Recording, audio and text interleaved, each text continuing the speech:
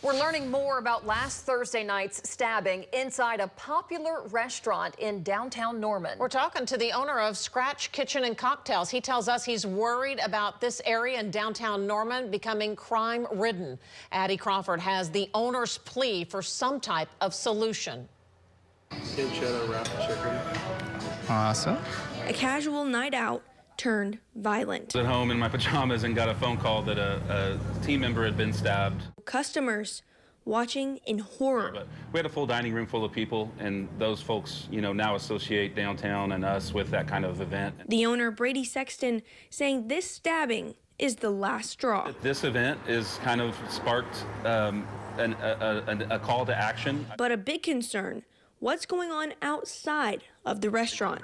You can see why people are not bringing their kids down here to go to the dentist anymore. And that's the reason, is people running down the sidewalk screaming and yelling. Sexton says he isn't the only one. My phone's been blowing up from business owners across downtown that have had these stories happen. I love downtown Norman, and that's why it's so heartbreaking to see people not feel comfortable coming down here. He says the time for solutions is now. It's still a safe place, but we're at a tipping point right now, and it's time for action. Ultimately, leaving Sexton hoping leaders can see all sides.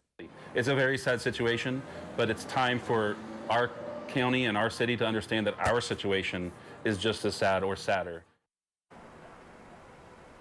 The owner met with Norman's mayor and police earlier this week, who are very concerned about what's going on. They're also increasing patrols in downtown Norman. Most importantly, the employee that was stabbed here at Scratch Kitchen is okay.